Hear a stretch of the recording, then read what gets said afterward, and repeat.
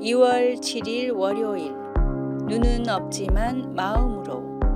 눈 없이 태어난 골든 리트리버 한 마리가 힐링견으로 재탄생해 사람들에게 잔잔한 감동을 준 이야기가 있습니다.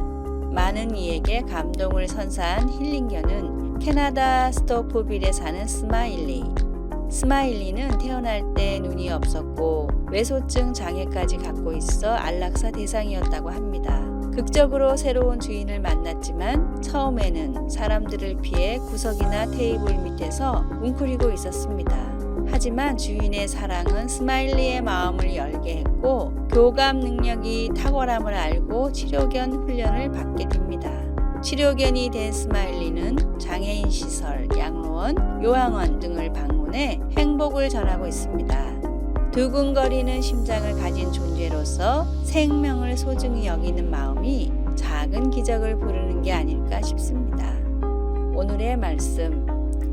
각각 은사를 받은 대로 하나님의 여러 가지 은혜를 맡은 선한 청지기 같이 서로 봉사하라.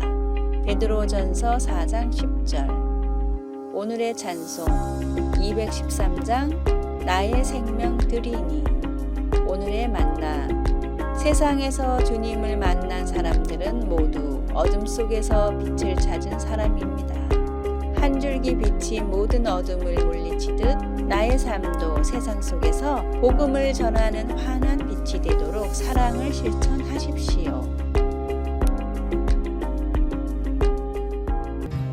2월 8일 화요일. 언제든 하나님께. 코로나 바이러스 여파로 우리는 어디를 가든지 이전보다 더 많은 검증 단계를 거쳐야 합니다. 이제는 먼저 예약을 하고 도착하여 입장하기 위해 명부 작성이나 인증 단계를 거쳐가야 합니다. 예방접종을 맞지 않으면 들어가지 못하는 경우도 있고 지시들을 따르지 않으면 들어갈 수가 없게 되었습니다. 구약에서 하나님은 성막 안에 지성소라고 불리는 곳에 들어가기 위한 특별한 규정들을 제정하셨습니다. 성소와 지성소를 분리하는 휘장 뒤로는 오직 대제사장만이 한 해에 한 번 들어갈 수 있었습니다. 아론과 그의 후임 대제사장들은 들어가기 전에 예물을 가져오고 몸을 씻은 후 거룩한 옷을 입어야 했습니다. 그러나 하나님의 지시들은 건강이나 안전 때문이 아니라 이스라엘 백성들에게 하나님의 거룩하심과 우리가 용서가 필요함을 가르치기 위한 것이었습니다. 예수님이 죽으시던 순간에 성서 휘장이 찢어진 것은 우리의 죄를 용서하기 위해 주님이 죽으셨다는 것을 믿는 모든 사람들이 하나님 앞으로 나아갈 수 있다는 것을 상징적으로 보여줍니다. 성소 휘장이 찢어짐으로 우리는 영원히 기뻐할 수 있게 되었습니다. 예수님께서 우리가 언제나 하나님께 가까이 나아갈 수 있게 해주신 것입니다.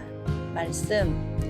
내 형 아론에게 이르라. 성소의 휘장 안 법궤 위 속죄소 앞에 아무 때나 들어오지 말라.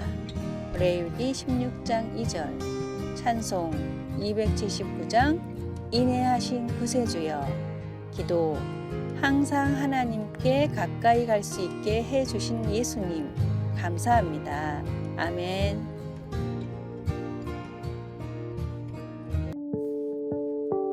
(2월 9일) 수요일. 86,400이라는 숫자. 매일 당신에게 86,400원을 입금해주는 은행이 있다고 상상해 보세요. 그러나 당일이 지나면 잔액이 남지 않습니다. 하루가 지나면 쓰지 못하고 남은 잔액은 없어져 버립니다. 당신이라면 어떻게 하시겠어요? 당연히 그날 모두 찾아야겠죠. 시간은 우리에게 마치 이런 은행과도 같습니다. 매일 우리는 86,400초를 부여받아 살고 있지만 버려진 시간처럼 그냥 무의미하게 없어져 버릴 때가 많습니다. 그런데 시간은 잔액이 없습니다. 더 많이 사용할 수도 내일을 위해 남겨둘 수도 없습니다. 그러기에 최대한 사용할 수 있을 만큼 시간을 뽑아서 써야 합니다. 지나가는 시간 속에서 건강과 행복과 성공을 위해 하루를 최선을 다해 보내시기를 바랍니다. 오늘의 말씀. 외인에게 대해서는 지혜로 행하여 세월을 아끼라. 골로새서 4장 5절. 오늘의 찬송 201장 참 사랑 되신 말씀. 오늘의 만나. 소중한 시간 더 낭비하기 전에 오늘은 사랑하는 가족들과 자녀들과 그동안 함께하지 못했던 시간들을 함께 해보는 건 어떨까요? 2월 10일 목요일 강할 수 있는 이유. 23주 만에 초미숙아로 태어난 갓난아기 세이비는 체중이 8.6온스 244g 밖에 되지 않았습니다. 아기가 얼마 살지 못하리라 생각한 의료진은 아이의 부모에게 딸과 함께할 시간이 1시간 밖에 없을 것 같다고 말했습니다. 하지만 세이비는 계속 싸우며 견뎌냈습니다. 아이의 침대 옆에 붙어 있는 분홍색 카드에는 아주 작지만 강한 아이라는 문구가 쓰여 있었습니다. 병원에서 5개월을 보낸 세이비는 기적같이 5파운드 약 2.3kg의 건강한 아이의 모습으로 집으로 갔습니다. 그리고 세계에서 가장 작게 태어나 생존한 아기로 기록되었습니다. 역경을 이겨낸 사람들의 이야기를 들으면 힘이 납니다. 성경에도 그런 이야기가 있습니다. 목동이었던 다윗은 자처에서 하나님을 모독하고 이스라엘을 위협한 거인 용사 골리앗과 맞섰습니다. 사울 왕은 다윗이 터무니없다고 생각했습니다. 내가 가서 저 블레셋 사람과 싸울 수 없으리니 너는 소년이요 그는 어려서부터 용사임이니라. 소년 다윗이 전장에 들어서자 골리앗은 다윗을 보고 나서 그가 다만 소년에 지나지 않는다는 것을 알았습니다.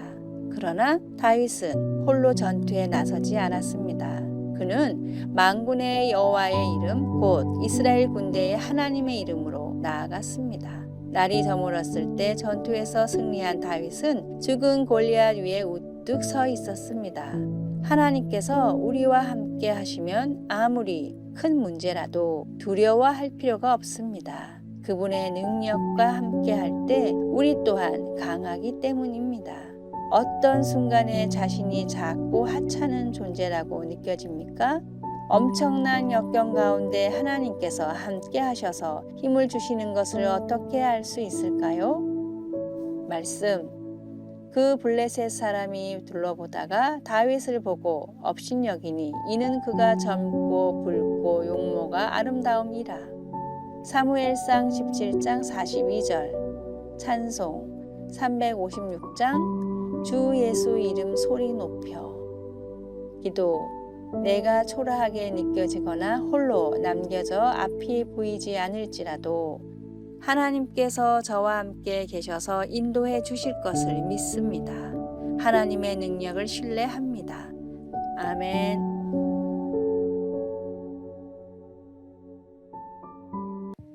(2월 11일) 금요일 간디의 신발 한 짝.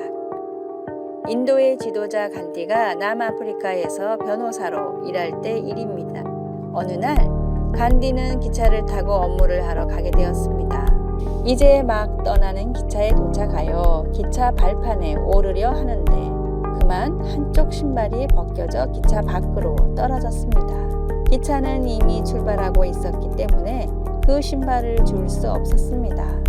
그러자 간디는 신고 있던 한 짝 신발을 떨어진 신발 옆에 던져 놓았습니다. 함께 있던 친구가 몹시 의아해하면서 물었습니다. 왜 나머지 신발을 벗어 던졌는가? 그러자 간디는 잔잔한 미소를 지으며 대답했습니다. 누군가 저 신발을 줍는다면 두 쪽이 다 있어야 신을 수 있지 않은가? 누군가에게 부족한 게 내게 있다면 기꺼이 내어줄 수 있는 따뜻한 마음이 그립습니다. 작은 것이라도 상대방을 배려하고 나누는 삶을 살아가길 바랍니다. 조그마한 배려는 더 큰 사랑을 불러오기 때문입니다. 오늘의 말씀. 손님 대접하기를 잊지 말라. 이로써 부지 중에 천사들을 대접한 이들이 있었느니라. 히브리서 13장 2절. 오늘의 찬송 310장. 아 하나님의 은혜로. 오늘의 만나. 고귀한 정신을 가진 사람은 사랑을 얻기 위해서가 아니라 사랑하기 때문에 행동합니다. 아래의 빨간색 글자 구독을 누르시어 더 많은 전도의 열매를 맺으시기를 기도합니다.